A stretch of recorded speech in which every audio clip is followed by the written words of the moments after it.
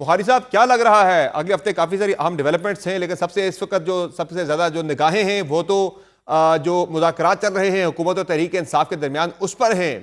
अगर सज़ा हो भी जाती है, आज कह तो दिया तहरीक इंसाफ के तर्जुमान ने कि किसी किस्म का असर मुज़ाकरात के ऊपर नहीं पड़ेगा अगर खान साहब को सज़ा हो भी जाती है 190 मिलियन पाउंड केस के अंदर, तो है आपको उम्मीद कि ये मुज़ाकरात जो हैं ये फ्रूटफुल साबित हो सकते हैं तहरीक इंसाफ के लिए, चूंकि उनके लिए तो ये एज अ लास्ट रिजॉर्ट ही वो मुज़ाकरात की तरफ आए हैं और सबसे बड़ा मुतालबा तो एक ही है, खान साहब और दीगर कैदियों की रिहाई का।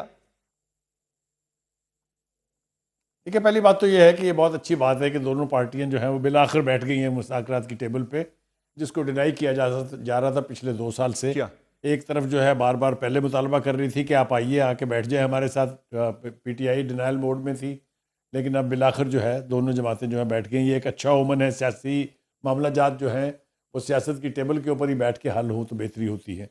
दूसरी बात यह है कि अगर तो ये कंडीशन जो चार्टर वो लेके आएंगे, चार्टर ऑफ डिमांड, उसमें ये लिखा है कि बानी पीटीआई को और तमाम असीरान को आप रिहा करेंगे, तो उसके बारे में हुकूमत ने अपनी पोजीशन बार बार स्टेट कर दी है। कल जो गुफ्तगू की सिद्दीकी साहब ने, इरफान सिद्दीकी साहब ने, उसमें भी उन्होंने कह दिया है कि उनको छोड़ना जो है वो एग्जेक्टिव आर्डर के तहत मुमकिन नहीं है, उनकी खलासी होगी अदालतों के ज़रिए ही।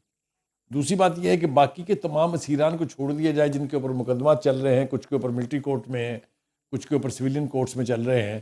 तो ये अदालती मामला जो है ये बैठ के मुज़ाकरात की टेबल पे हल हो जाएगा या नहीं हो जाएगा, इसकी तवक्को तो की जा सकती है, लेकिन ऐसा होना मुझे बाहर दिखाई नहीं देता है। लेकिन बुखारी साहब, दूसरी उससे बात विल की यह है बात कि करूं, जुडिशियल विल की बात कमीशन करूं कि विल आपको लग रही है गवर्नमेंट की कि वो इस तरफ रिलैक्सेशन या फ्लेक्सिबिलिटी दिखा सकती है, चूंकि पॉसिबल एक लिहाज से तो है कि जो तरीके साहब ने कल गवर्नमेंट से मांगा भी है कि आप प्रोसिक्यूशन में ये वो करें, अगर अगर हमें कोई जमानत मिल रही है तो उसमें हुकूमत मुदाखलत नहीं करेगी, रोड़े नहीं अटकाएगी, कोई नया केस हुकूमत नहीं बनाएगी, तो वो इस सेंस में कह रहे हैं कि गवर्नमेंट अगर चाहे तो फैसिलिटेट कर सकती है।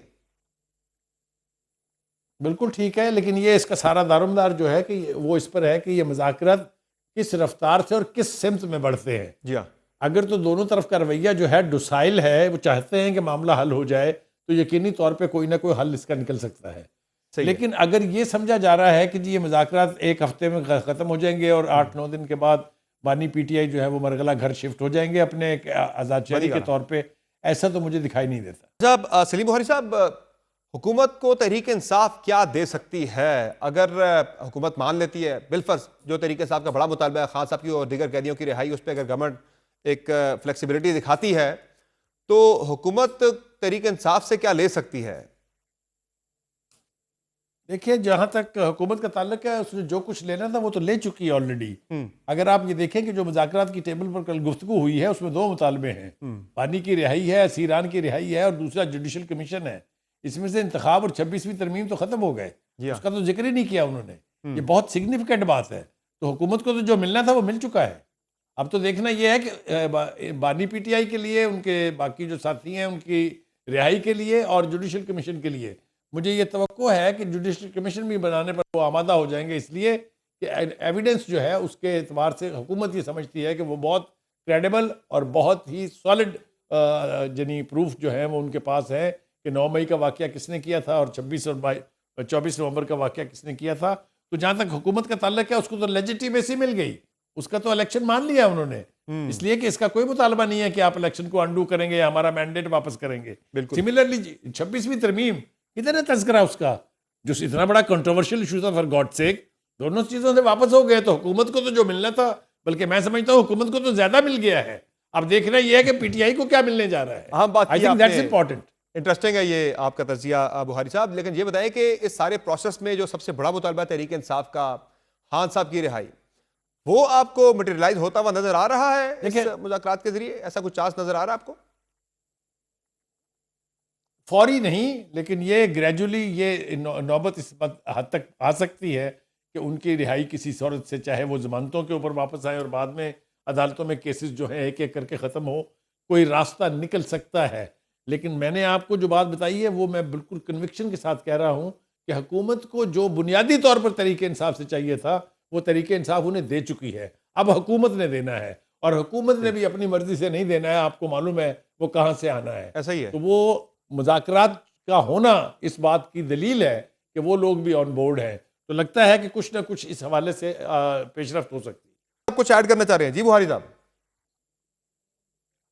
दो चीज़ें ऐड करनी है मुझे। एक तो ये कि जो सबसे बड़ी रुकावट है वो ये है कि खान साहब की रिहा होने के बाद उनके कंडक्ट की गारंटी कौन देगा, जी हाँ। जो अभी तक कोई खड़ा होने के लिए तैयार नहीं है एज ए गारंटर। मेरे ख्याल से सब कुछ जो कुछ होना है वो यहीं पर होना है, इस्लामाबाद में ही होना है, और इसी मीटिंग के नतीजे में होना है जो इस वक्त लेकिन सर वो रियासती लेवल पर तो ऐसा नहीं होता, लेकिन वहां अगर डोनाल्ड ट्रंप बैठे हों, उनकी अनप्रडिक्टेबिलिटी को देखते हुए तो गवर्नमेंट को तशवीश थोड़ी सी है, परेशानी। नहीं, वो परेशानी अगर होगी तो बिल्कुल बेजा होगी, इसलिए कि अगर आपको मैं याद दिलाऊं तो जब मुलाकात हुई थी खान साहब की ट्रंप से, तो बाहर आके उन्होंने ये कहा था कि उन्होंने मुझे कहा है कि मैं पाकिस्तान और इंडिया के ताल्लुकात जो हैं उसके बीच में सालसी करने के लिए तैयार हूँ, और 3 दिन के बाद कश्मीर हमारे हाथ से चला गया था। ये हवाले हमें याद रखने चाहिए ना जी। सही है बुखारी साहब, ये जो नून लीग की तरफ से बयान आपने देखे, ये 19 अफराद की रिहाई के बाद 9 मई के हवाले से जो मुजरमान थे, ये तशवीश उनकी आपको लग रहा है कि वाकईतन ये बड़ी जायज़ है कि उन्हें लग रहा है कि ये छोटा जस्सा जो है कल को जाकर एक बड़े रिलीफ में भी बदल सकता है? जी बिल्कुल, आपने ठीक कहा, इसलिए कि उनकी रिहाई के बाद जो लोग गए KPK में, उनका जिस तरह से इस्तकबाल हुआ और जो नारे लगाए हैं उन्होंने खान साहब के हक में, तो लगाए ही लगाए हैं, लेकिन फ़ौज के बारे में भी और हुकूमत के बारे में भी जो कुछ उन्होंने कहा है, ये तशवीश उससे मुंसलिक है। तो वैसे तो तासुर ये दिया गया था कि इन्होंने अपनी गलती मान ली है, रहम की अपील की है, इसलिए हमने छोड़ा है, लेकिन ये कि वो जो कंडक्ट है उनका, उसकी वजह से हुकूमत को भी तशवीश है, और मैं यकीन से कह सकता हूँ कि जिन्होंने छोड़ा है खुद उन्हें भी तशवीश है। और बाकी भी जाहिर है काफ़ी लोग जो हैं लाइन में लगे थे, वो भी रहम की अपील पे वो भी एक्सपेक्ट कर रहे थे कि उनकी रिहाई आएगी। अब वो मसला जो है वो बाकी फंस गए मुश्किल में इन 3 बंदों के कंडक्ट की वजह से। 19 ने तो नहीं किया, लेकिन 3 लोगों के जो है वो सामने आए थे कि उनके इस्तकबाल हुए, कुछ उनके बयान वगैरह आए। एक बंदे ने उसमें से कहा कि मैं फिर जाऊँगा अडयाला जेल, मुझे जाना पड़ा, मैं वहाँ भी जाऊँगा। तो उस एक बयान ने लगता है बाकियों का जो केस था वो ख़राब कर दिया, अगर उन्हें मिल सकती थी रिहाई। अगर नहीं, अखबारात में समझ जो तस्वीरें छपी हैं उसके अंदर तो बाकायदा हार पहने हुए काफी सारे लोग खड़े हुए हैं, और उन्होंने ही नाराबाजी की है। तो ये किसी एक का स्टेटमेंट नहीं है, ये एक तरह से तासुर देने की कोशिश की गई है कि जनाब आपने देख लिया, करना है जो कर ले, हम तो फिर वही करेंगे। ये मेरे ख्याल से ना पार्टी के लिए ठीक है, ना इस वक्त का तकाजा ये था कि ये किया जाए। ये पहले भी एक दफ़ा हो चुका है और अब ये दोबारा हुआ है, तो फिर अल्लाह खैर करे। हम ये उन लोगों की जान मुश्किल में आ गई जिनकी रिहाई की तवक्को की जा रही थी, और जैसा आपने बिल्कुल ठीक कहा कि शायद वो रिहा होने वाले थे, लेकिन ये जो वाक़या हुआ है KPK के पेशावर में, उनके जो इस्तकबाल वगैरह का CM हाउस में, उसने मामला गड़बड़ कर दिया। बहुत शुक्रिया।